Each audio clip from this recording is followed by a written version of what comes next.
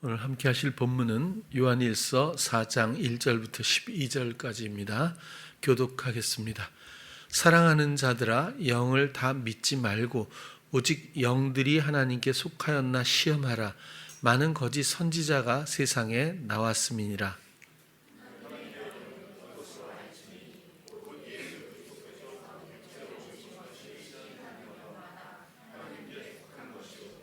예수를 시인하지 아니하는 영마다 하나님께 속한 것이 아니니 이것이 곧 적그리스도의 영이니라. 오리라 한 말을 너희가 들었거니와 이제 벌써 세상에 있느니라.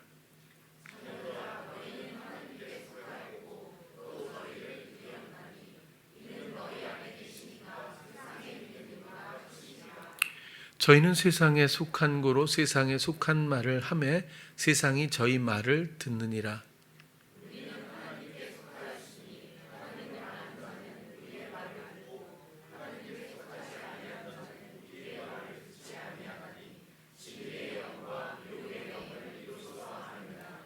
사랑하는 자들아, 우리가 서로 사랑하자. 사랑은 하나님께 속한 것이니 사랑하는 자마다 하나님께로 나서 하나님을 알고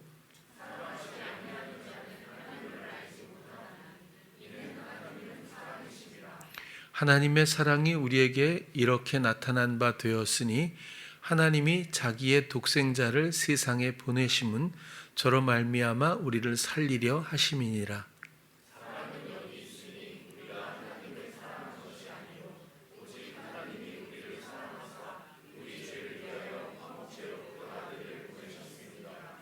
사랑하는 자들아, 하나님이 이같이 우리를 사랑하셨은즉 우리도 서로 사랑하는 것이 마땅하도다.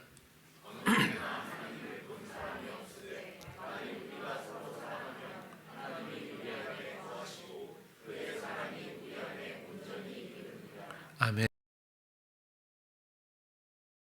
오늘 주제는 사랑입니다.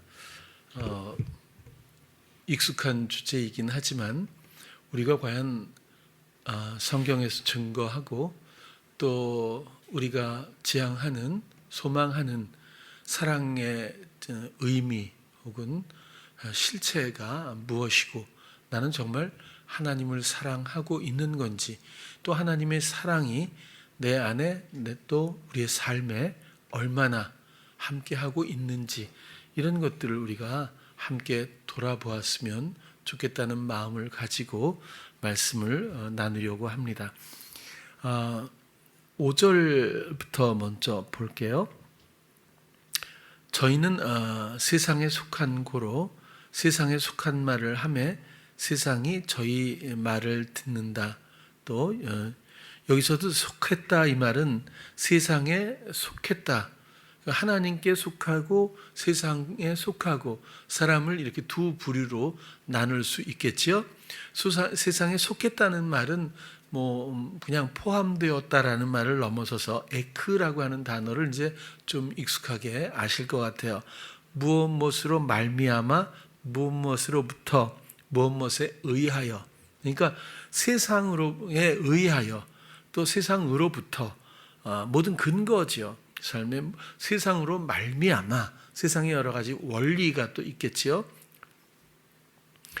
그런 거고 6절 보면 우리는 하나님께 속했다. 세상에 속한 세상으로 말미암고 세상에 의해 세상으로부터 이런 부류가 있는가 하면 하나님으로 말미암아 하나님으로 의해 하나님으로부터 이런 또 부류의 영혼들이 있는데 하나님께 속하였으니 하나님을 아는 자는 우리의 말을 듣고 하나님께 속하지 아니하는 자는 우리 말을 듣지 않는다. 우리 말이라고 하는 것을 자칫하면 그냥 사도의 말 이렇게 생각할 수 있겠지만 이것은 주님이 제자들에게 하신 또 주님이 증거하신 말씀에 대한 그 흐름으로 이해를 하는 것이 옳다고 봅니다.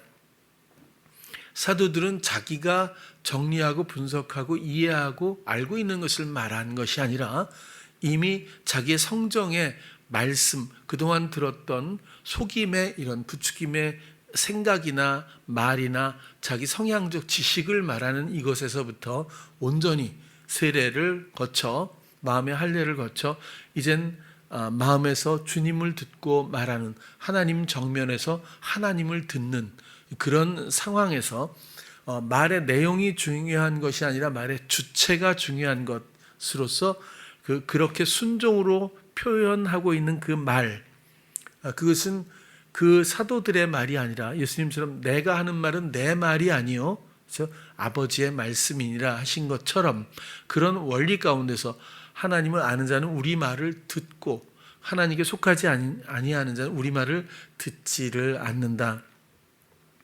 아니하나니 진리의 영과 미혹의 영을 이로써 한다.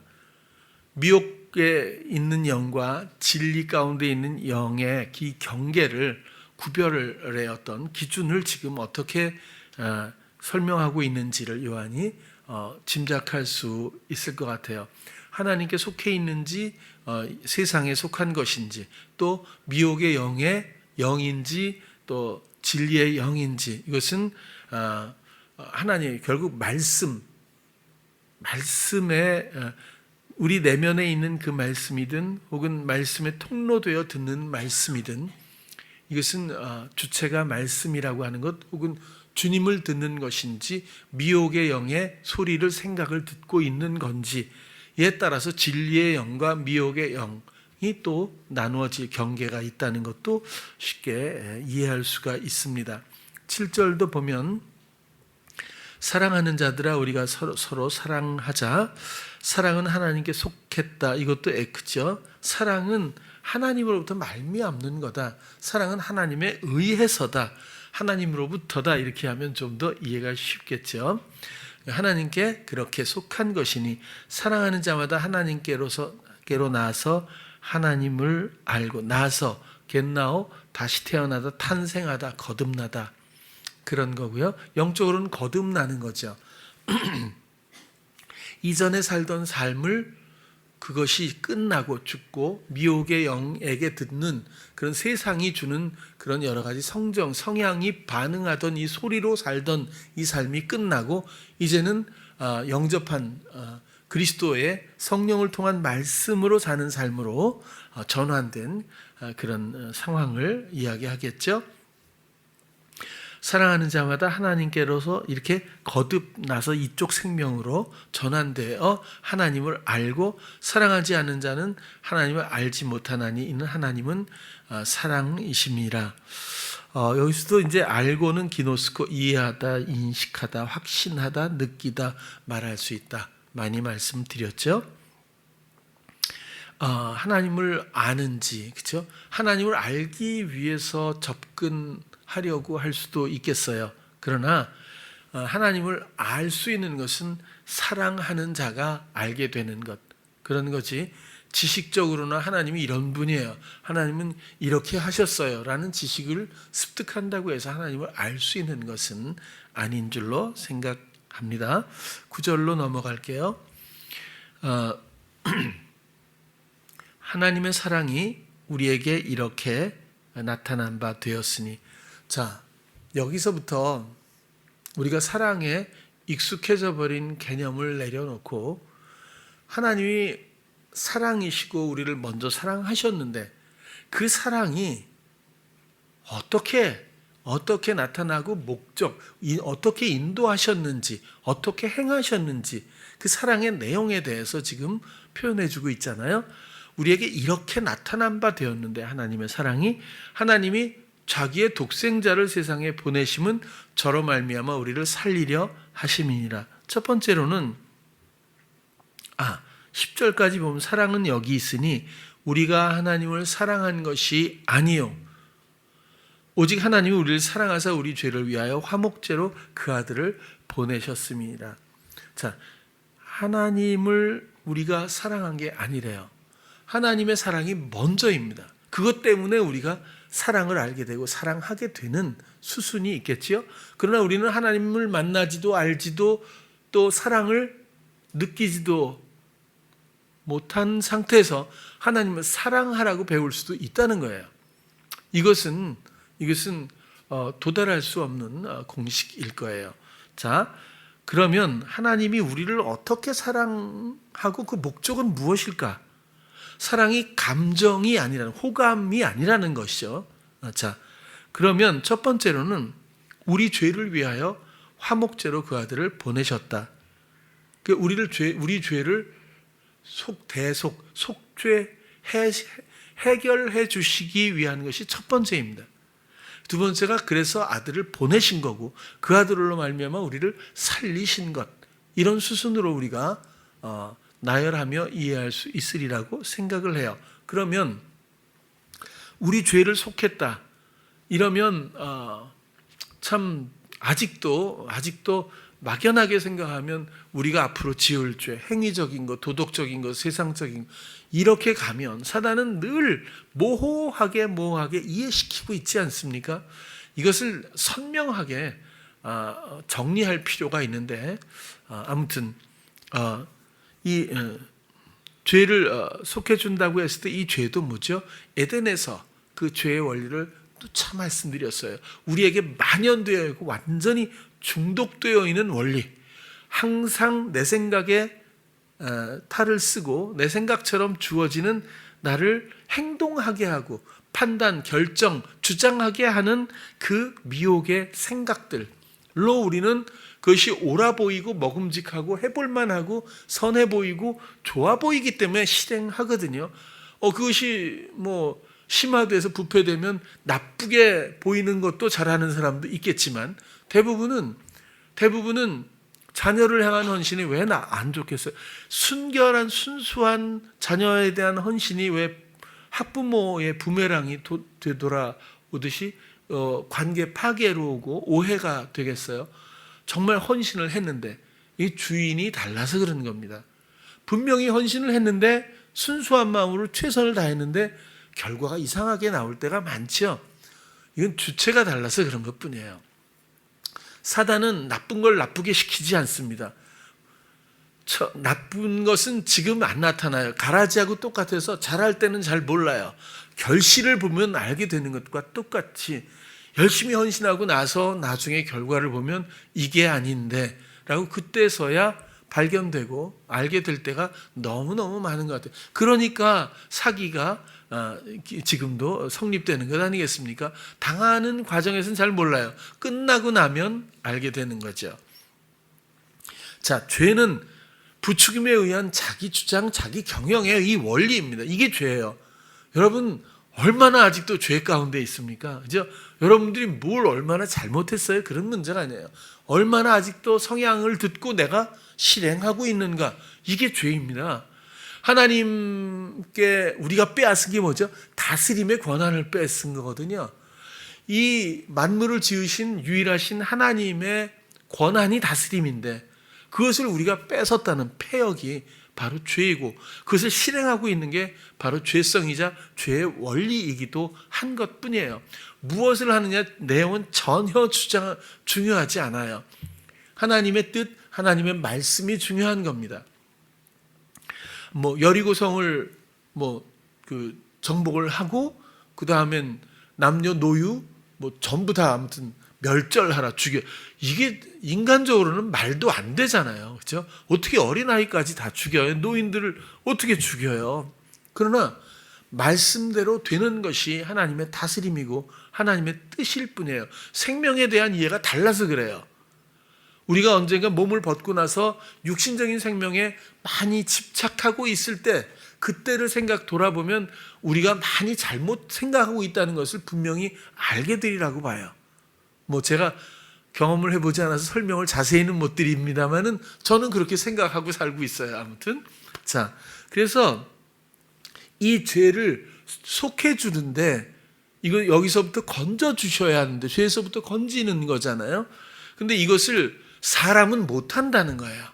사람은 순종할 수 있는 사람, 사랑할 수 있는 사람이 없어요. 그런 성정이 없어요. 왜? 다 아담의 후손이기 때문에 이 중독적인 유전 때문에 안 된다는 거예요. 그 원리를 가지고 태어났기 때문에 안 된다는 거예요.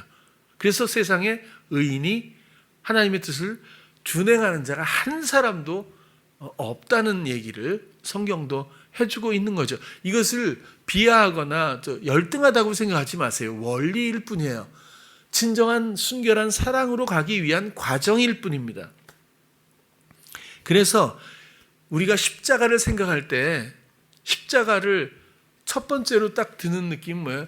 사단은 항상 미치지 못하고 그럴듯한 데서 멈추게 만들어요. 십자가, 고통, 고난. 예수님이 나 때문에 고통을 받으셨고 고난을 받으셨고 조롱을 받으셨다는 어떤 그런 안타까움과 슬픔에 머물게 한다는 거죠. 그러면 여러분이 예수님이 됐다고 치자고요. 여러분들이 다 이게 십자가에 정말 조롱받고 다 하고 막 침뱉음 당하고 머리에 막 꽂고 막 이렇게 해가지고 막 해서 뭐 이게서 죽고 뭐 창 죽었는데 막 찌르고 이래가지고 다 끝났어요. 다 이루었다 하고 이제 끝났어요. 근데 이제 많은 성도들이 예수를 믿는다고 하면서 십자가에 나 때문에 고통받으시고 돌아가셨어요 울기만 하고 힘들어만 한다면 그러면 예수님 마음이 어떨까 생각을 한번 조금만 좀 해보자고요. 이건 뭔가 다다르지 않은 중간 지점에 모여서 목적지를 잃어버린 국면이 형국이 아닐까 이런 생각이 드는 거예요. 예수님은 그 슬퍼하라고 대신 이런 게 아니에요. 죽으신 게 아니에요. 예수님이 십자가에 달려 돌아가셨다는 것, 그것을 예수님이 십자가에 달려 돌아가셨다는 사실만으로 우리 모든 영혼들이 구원을 얻는다? 이거는 엄청난 비약입니다. 그렇죠? 그러면 뭐 끝난 일인데 뭐 우리가 뭐 전도할 필요 뭐 있고, 이슬람이면 어떻고 뭐 몸은 어떻겠어요? 뭐 이방 종교면 어떻고 다 구원을 어쨌거나 뭐 절에서 스님으로 열심히 하시다가 해도 천국에 가고 주님 앞에 다 가게 되는 구원을 얻었다면 뭐 더 할 말이 없잖아요.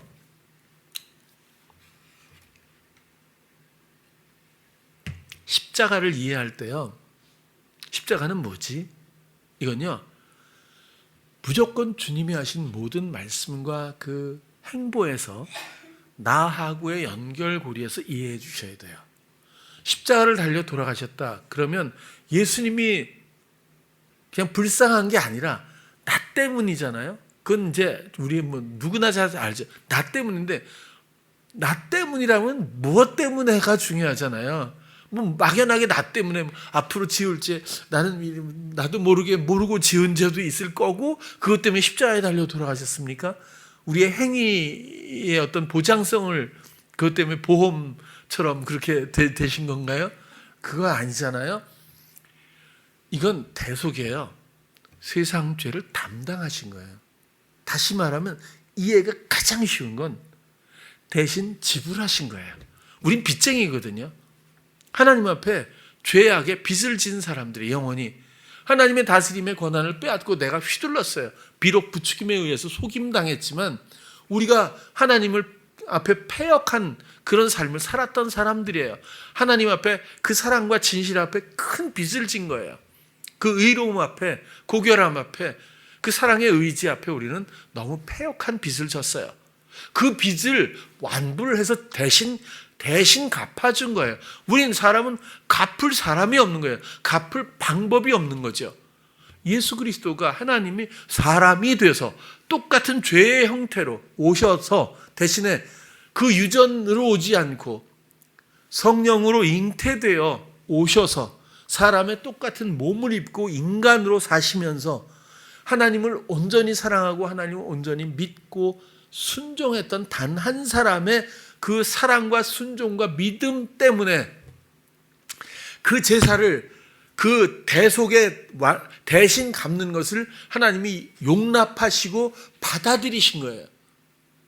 그럴 의지로 처음부터 세상을 만드셨고 하나님이 그 일을 하시겠다고 해서 그 번제와 그 모든 제사가 하나님의 일이 된 겁니다.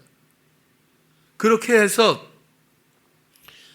십자가를 이해할 때마다 그냥 고통, 고난, 슬픔이 아니라 나를 대신해서 지불하셔서 대신 갚으셔서 완불하셨다.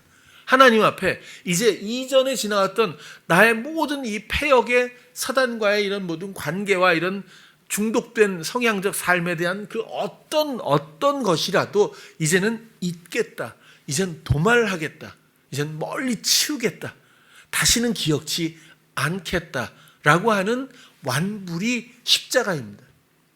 이 십자가의 은혜가 그래서 우리에게 실질적으로 오려면은 우리도 이전의 삶을 이제 그만두어야 십자가가 나에게 피의 능력이, 희생의 대속의 완불의 대신 갚으신 능력이 나에게 임하는 거죠.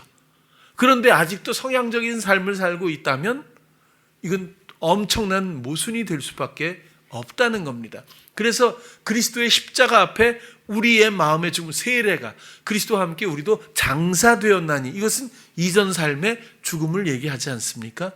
이런 절차와 연합이 있어야 비로소 완불, 대신 지불하신 세상 죄를, 우리의 나의 죄를 담당하신 예수 그리스도의 피의 희생의 그 능력이 하나님 앞에서 우리에게 이루어지게 되는 그런 이야기를 말씀을 드리고 있는 거예요. 이렇게 우리 죄를 위해서 화목제물, 결국 화목해 하기 위해서, 다시 하나님과 하나 되기 위해서 화목제물로 그 아들을 보내셨다.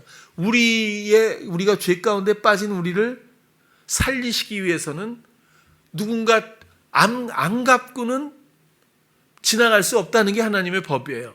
죄의 대가는 사망이다.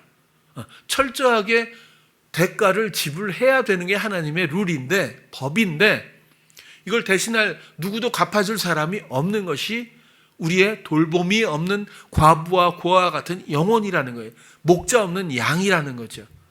그러나 목자가 되시고 단번에 갚으신 것을 넘어서서 끝까지 우리의 영혼들을 돌보시는 분으로 우리에게 영접하는 자마다 마음에 오셨다는 예수 그리스도의 영적인 실제, 이것이 복음의 내용이기도 하겠죠. 그래서 십자가는 대속, 나 대신 지불하신 것, 갚으신 것, 이렇게 이해를 하는 것이 어떨까 싶어요. 그래서 다시 간음으로, 세상으로, 육체로 돌아가지 않는 그런 우리의 돌이킴이 마음의 회개입니다. 이제 다시는 성향으로 살고 시험에 빠져서 하나님의 다스림의 권한을 내가 행사하는 이 어리석음, 이 속임에서부터 나는 죽었습니다. 이것이 세상을 향해서 내가 죽는 것입니다. 그러면 세상은 왜 나를 향해 죽죠? 세상이 나와 관계할 것이 없음으로 말미암아 둘 사이가 더 이상의 아무런 관계도 없는 생명력이 상실돼 버린, 소멸돼 버린 상태이기 때문에 세상은 나에게 대해서 죽은 거죠. 나도 세상을 향해 죽은 거죠. 이게 회개이자 세례입니다. 그래서 죄를 속해 하나님의 사랑이 나타난 그 내용은 우리의 죄를 이렇게 완불케 대신 지불해 주시려고, 건지시려고. 두 번째가 그래서 독생자 예수 그리스도를 주셨다는 것. 그리고 그리스도를 주셨다고 하는 십자가는 죽음에서 끝나지 않고 살기 위해서 죽으신 것. 그 연결고리와 과정까지도 모든 과정들을 다 이해를 하고 하나로 봐야 하는데, 단순히 죽으셨다는 것에서 끝나서 십자가만이 복음 이렇게 생각할 수는 없을 거예요. 아마 십자가는 이전 삶의 죽음입니다. 모든 세상에 하나님 없이 이루어졌던 모든 그 패역한 일들을 하나님 앞에 대신 완불하신 일이고, 이제 비로소 이 상태에서 하나님이 거기에 생명을 부여하신 부활의 생명, 거기서부터가 진짜 하나님이 원하시는, 그래서 세 번째가 이 부활의 생명을 그리스도께 부여하셔서 영접하는 자마다, 그 이름을 믿는 자들마다 오셔서 하나님의 놀라운 다스림이라고 하는, 그리스도의 사심이라고 하는 생명이 공유되는 것. 그래서 하나님의 사랑이 우리에게 이렇게 나타난 바 되었으니 하나님이 자기의 독생자를 세상에 보내심은 저런 말미암아 우리를 살리려 하심이니라. 우리가 천국 가서 영혼이 이렇게 몸을 또 입고 산다, 단순히 천국 간다, 이것도 상당히 좀 뭐라고 할까, 좀 도약이 저는 그렇게 생각이 들어요. 그게 아니라 지금 이 순간이라도 패역한 나의 다스림의 습관들을 내려놓고 예수님을 받아들이는 걸 왕으로 받아들이는 거예요. 그렇죠? 나를 다스려 주세요. 이렇게 받아들이는 거죠. 교회 나온다고 예수 믿는 것 아니고, 헌신한다고 예수 믿는 것 아니잖아요. 나의 진정한 왕이 되셨을 때 그 다스림을 믿는 것이 믿음입니다. 상식과 세상의 논리하고 전혀 상관없이 이분의 뜻이 나를 내 마음에 확신, 믿음 주시고 시인하게 하시는, 또 생각나게 하시고 알게, 지혜롭게 하시는 이 흐름 따라 내가 순응할 때에, 그때 비로소 우리가 그리스도의 생명, 하나님이 살리려 하심이라 얘기했던 그냥 천국으로 언젠간 불러주실 거야, 이런 영원한 삶이 이루어질 거야가 아니라 지금 이 순간 그리스도의 부여된 부활의 생명이 나의 것이 되는 것, 그리스도의 지혜가 나에게 펼쳐져서 공유됨으로 나의 것이 되고, 그리스도의 지식이 나의 것이 되고, 그리스도의 능력이 나의 것이 되고, 그리스도가 이미 세상을 이기신 그 이기심의 모든 승리가 우리 앞에 펼쳐지는 나의 것이 되는, 나와 함께하며 나의 것이 되고 싶으신 그 사랑, 오늘은 그것을 우리가 함께 나누고 싶은 겁니다. 11절로 한번 가보겠습니다. 사랑하는 자들아, 하나님이 우리를 이같이 우리를 사랑하셨은즉 우리도 서로 사랑하는 것이 마땅하도다. 여러분, 여기서 또 사단은 익숙한 이해로 살짝 틀어서 멈추게 할 거예요. 사랑하는 자들아, 하나님이 이같이 우리를 사랑하셨은즉 우리도 서로 사랑하는 것이 마땅하도다.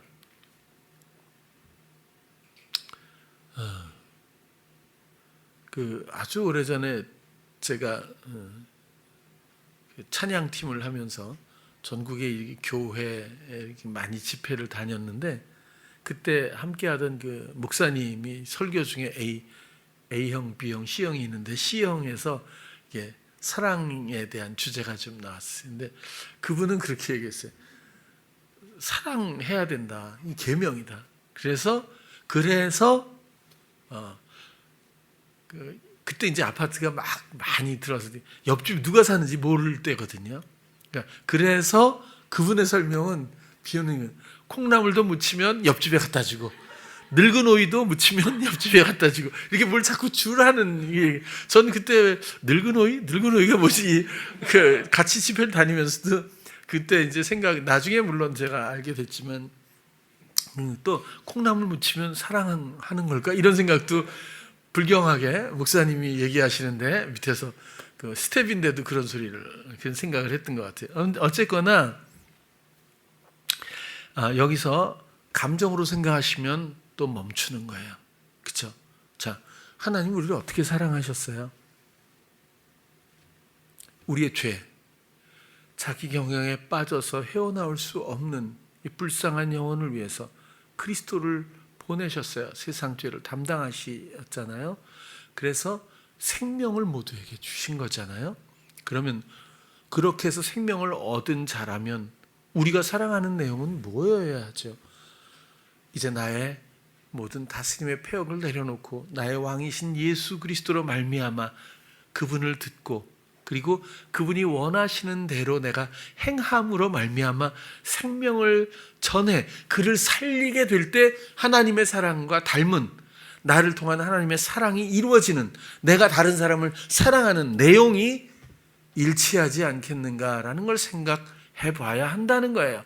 단순히 뭘 친절하고 이걸 넘어서서, 우리가 용납하고 이런 걸 넘어서서, 또 좋아하고 이런 걸 넘어서서 이제는 죄에서 모든 것들이 용납된, 모든 것들이 완불되어 이제는 칭의를 얻은 성도들이 오직 주님의 주장하심이라고 하는 놀라운 에덴에서 잃어버린 회복된 부활의 생명의 이 원리를 가지고 오직 주님을 듣고 주님 뜻을 행하며 생명들을, 죽어가는 사망과 죄에 빠져있는 이 영혼들을 거기서부터 건져내는 주님의 뜻을 실행할 때에 그들을 진정 사랑하는 것이 되고, 그를 사랑하여 이렇게 그를 살리려고 내가 내 안에 계신 그리스도를 듣고, 그리고 그분의 생명의 행하심에 따라 내가 순종함으로 그를 살리는 그리스도의 영광을 보노라. 내가 이렇게 그의 영혼을 사랑하였도다. 우리의 입장에 설명하면 그래야 좀 어느 정도 이 맥이 흐름이 맞지 않겠냐는 말씀을 오늘 드려보는 거예요.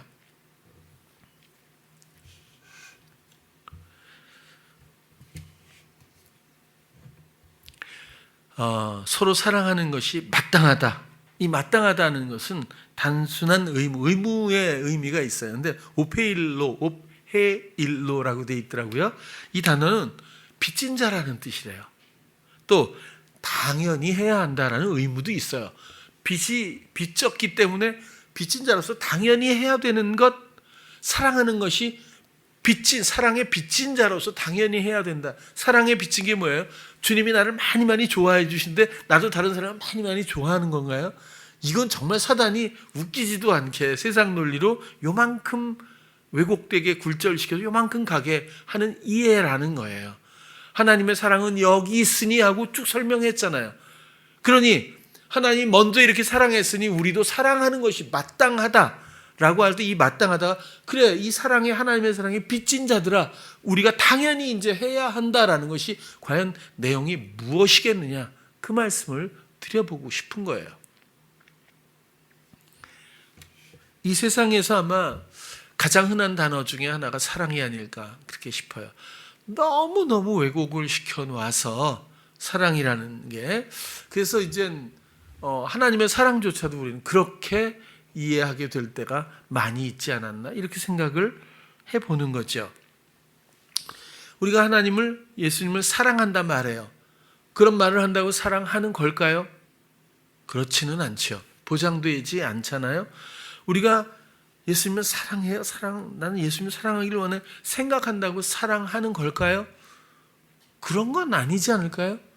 또 사랑한다고 노래 많이 하죠, 그죠? 우리 많이 찬양팀 꼭 뭐라고 하는 건 아니지만 이제 사랑한다는 말을 우리 정말 찬양 너무 많이 했어요. 오늘도 찬송가 또 할 건데, 그런다고 사랑하는 건 아니잖아요, 그렇죠? 사랑은 우리의 좋은 감정이 절대로 아니에요. 그것도 일부이긴 하겠죠. 그러나 그것은 사랑의 본질이 전혀 아니라는 말씀을 자꾸 드려보는 겁니다. 사랑은 어느 때나 하나님을 본 사람이 없을 때 만일 우리가 서로 사랑하면 하나님이 우리 안에 거하시고 그의 사랑이 우리 안에 온전히 이룬다. 자, 사랑은 실제로 그분을 만나야 돼요. 그렇죠? 그리고 그분을 알아야 되고 느끼고 듣고 함께 생각하고 도모할 때 사랑을 말할 수 있어요. 그래서 이런 사랑의 유형은 세상에도 얼마든지 형상들이 그대로 투영돼 남아 있어요. 사랑을 이해하기 위한 여러 가지 유형들이 그대로 존속되고 있다고 생각이 들어요. 사랑은 만나고 알고 느끼고 교감하고 듣고 생각하고 함께 도모하고 이런 거라면 그 내용이 실제로 왜냐하면 이 사랑은 상대에 대한 관심 자체고 또 상대가 전부이고 상대가 기준이기 때문에 그렇다는 거예요. 사랑하는데 상대가 전부가 아니면 온전히 사랑한다 말하기는 좀 어려울 겁니다. 자, 사랑의 반대표는 버려지는 것, 떠나는 것이라고 말씀드린 적이 있어요. 꼭 옳고 그름을 떠나서 그렇다고 보여지거든요. 근데 잊혀지는 것도 하나 추가했으면 어떨까 싶어요. 사랑은 미워해도 함께 옆에만 있어도 괜찮을 수 있다는 거예요. 여지가 있다는 거죠. 근데 떠나버리면 그 슬픔을 감당하기 어렵잖아요.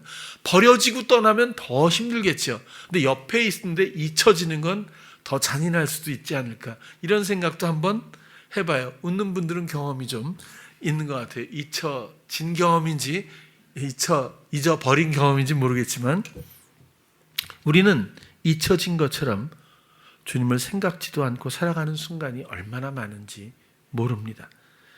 세상에 사랑에는 평가가 있지만 또 하나님의 사랑에는 평가가 없죠. 기준도 없어요. 요구도 없고 판단도 없어요.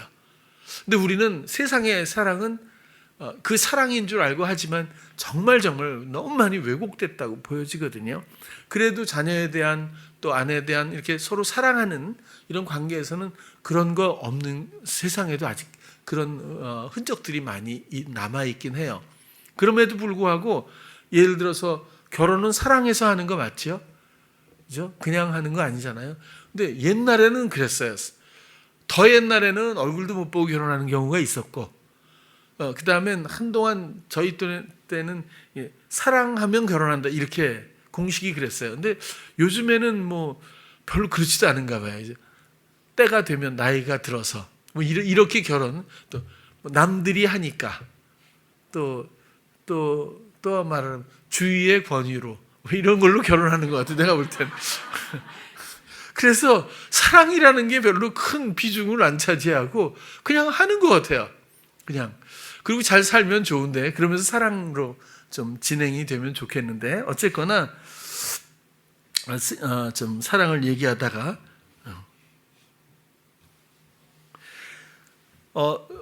그 전에 보면 그래요. 결혼은 사랑이 전제라고 일단 이렇게 놓고 보면 어떤 사람 왜 결혼했냐고 물었을 때 제가 듣기로는 어떤 사람은 그랬어요. 손이 이뻐서. 아주 일부분만 보고 결혼한 사람이 있더라고요. 근데 그 손이 얼마나 오래 갈지는 모르겠어요. 그렇죠? 어쨌든 다 할머니도 되고 이제 그러는 건데 그러다가 뭐 정 들고 하겠죠. 그러니까 또 어떤 사람 웃는 모습이 좋아서 또 어떤 청년은 여자애한테 들었는데 교회 오빠가 있는데 굉장히 좋아해요. 왜 좋아했니? 그랬더니 하나 관심이 없었는데 어느 날 그 횡단보도 앞에 딱 서 있었대요. 근데 소경이 한 분이 계셨대요.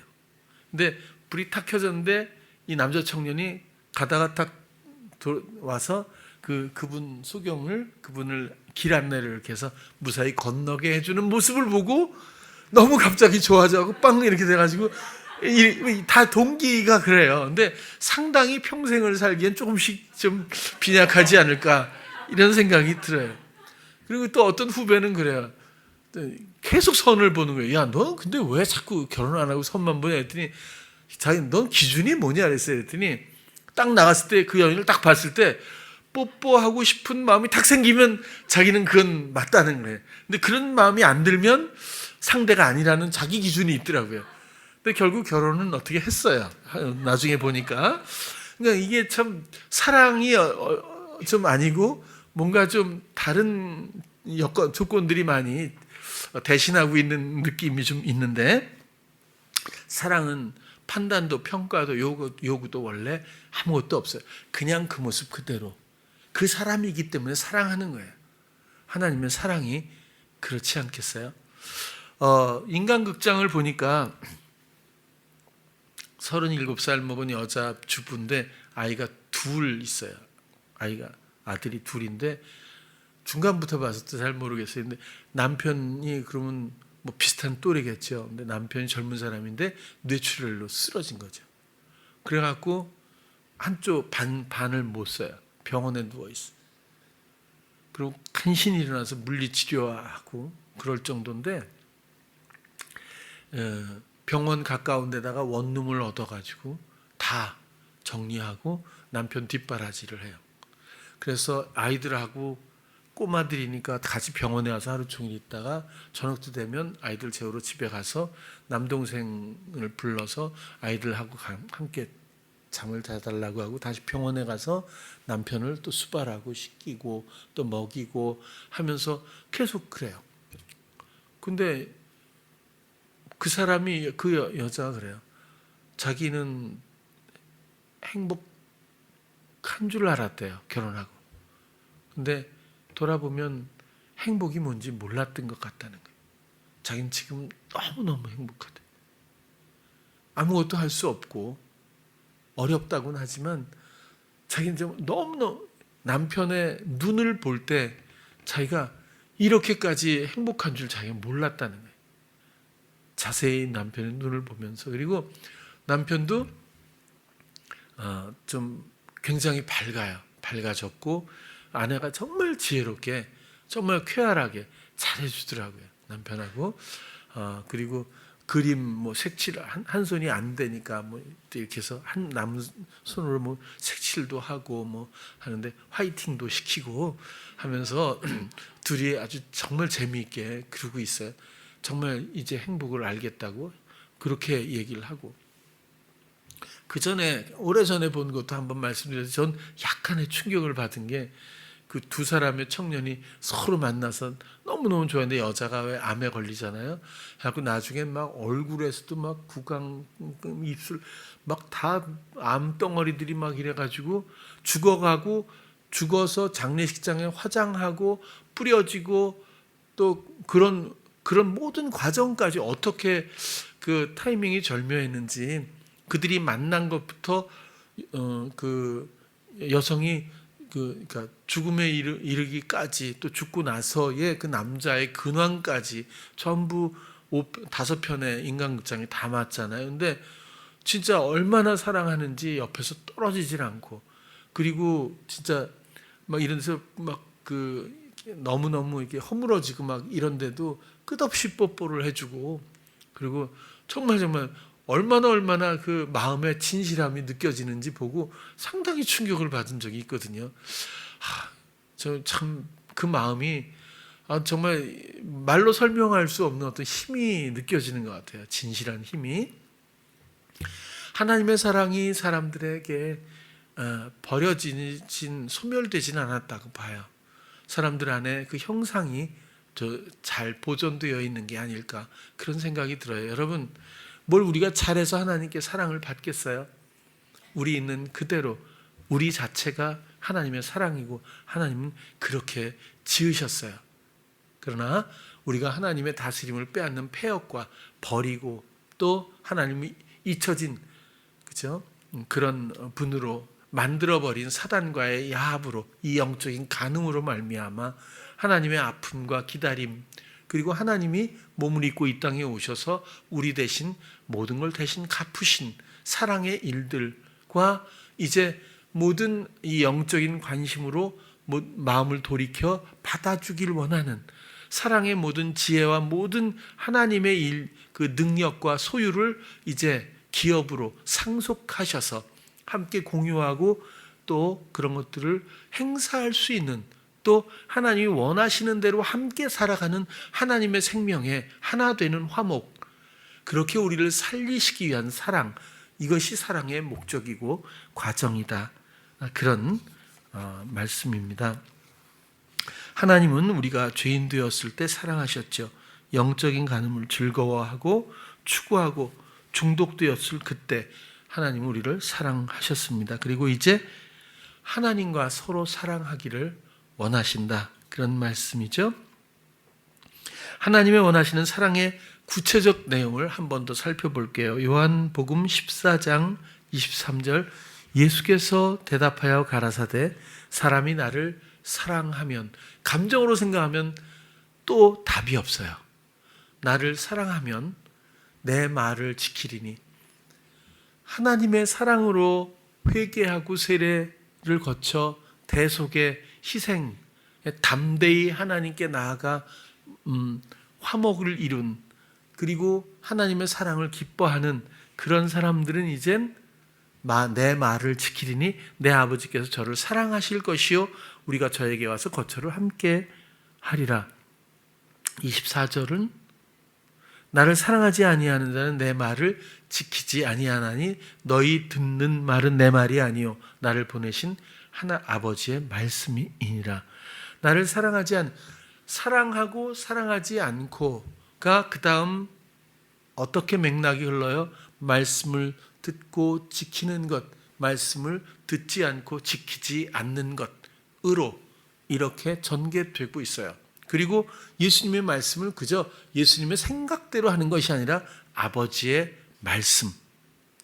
예수 그리스도가 우리 안에서 하시는 모든 말씀은 아버지의 말씀이고 우리는 그 말씀에 경청응낙 복종할 때에 칭의를 얻은 하나님의 백성으로서 우리도 생명을 전하는 자들 그리고 아버지를 사랑하는 자들 영역에서 아버지가 그리스도와 함께 우리 안에 거처를 삼으시고 하나님이 우리를 사랑하셔서 사랑 안에 거하게 되는 거야 라고 설명해 주고 있습니다.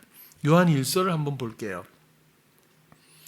누구든지 그의 말씀을 지키는 자는 하나님의 사랑이 참으로 그 속에서 온전케 되었나니 이로써 우리가 저 안에 있는 줄을 아노라.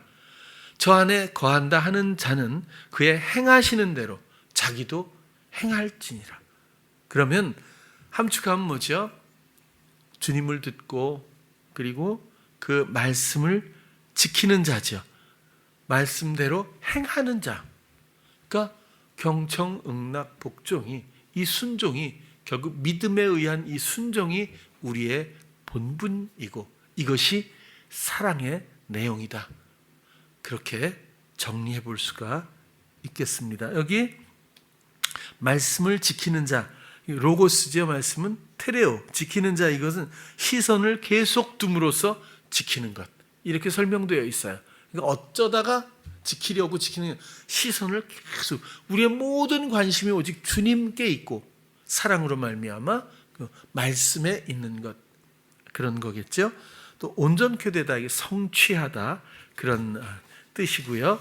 6절에서도 행하시는 대로 행한다, 페리파테오, 살다, 그러니까 그의 행하시는 대로, 그가 사시는 대로, 두루 다니다, 그가 다니시는 대로, 또 따르다, 그가 그를 따르는 대로, 그의 행동하시는 대로, 행동이라는 뜻도 있죠. 하는 대로 자기도 행할지니라, 행할지니라. 이 말도 오페일로예요. 빚진 자가 당연히 해야 한다, 이런 뜻입니다. 예수님께서 우리를 위해서 죽으시고 우리를 위해서 우리 안에 오셔서 우리의 생명 되신, 또 우리를 사랑하셔서 하시는 모든, 생명에 살리기 위해서 하시는 모든 일들을 당연히 이제 우리가 함께 따르며 함께 살며 함께 행동하며 그대로 행하는 것, 지키는 것, 그런 것에 대해서 요한도 말해 주었습니다. 말씀을 지킨다는 것은 종교적 의무가 아닙니다. 말씀은 존재이고 하나님이시죠. 그 말씀에 의해 사는 삶이 주님의 생명이고 하나님의 의로운 생명입니다. 내 안에 거주하시는 말씀, 그 말씀이 곧 나의 지혜이자 지식이자 능력이며 사랑의 다스림입니다. 이것은 사랑이신 하나님이 나를 사랑하사 나를 떠나지 않는 거처로 삼으시고 자신의 모든 것을 나에게 주시기 위한 사랑의 의지이자 원리입니다. 하나님은 그렇게 원하시는 사랑을 내 안에 새로운 원리로 이루셨어요.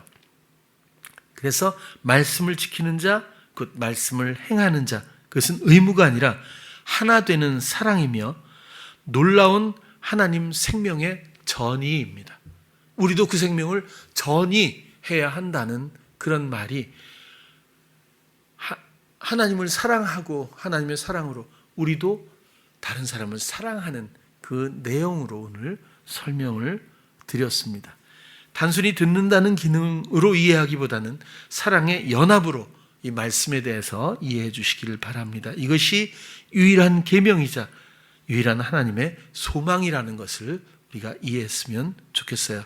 나를 사랑하셨듯이 나도 주님을 사랑하고 그 사랑이 하게 하는 대로 모든 이들을 향해서 말하고 행할 수 있다면 우리는 비로소 하나님을 사랑한다고 그렇게 말할 수 있을 겁니다. 내 안에 계신 주님을 경청하고 응낙하고 복종할 수 있는 사랑하는 찬양교회 성도님들 모두 되시기를 축원합니다. 기도하겠습니다. 사랑의 주님, 오늘은 하나님의 사랑에 대해서 나누었습니다. 막연한 호감, 좋아하는 것을 넘어서서 하나님께서 우리를 살리시기 위해서, 죄에서 건지시기 위해서 독생자를 주셔 그 모든 사랑의 일들로 완불해 주셨습니다.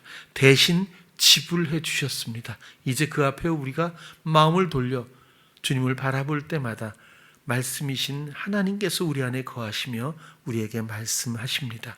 그리고 우리에게 모든 지각을 통해서 알게, 느끼게, 생각나게, 믿어지게 하십니다. 우리의 모든 감각을 순결하게 주께 드릴 수 있도록 도우시고 우리를 붙들어 주시옵소서. 오직 사랑의 순종만이 충만할 수 있도록 인도해 주시옵소서. 예수님 이름으로 기도드렸습니다. 아멘.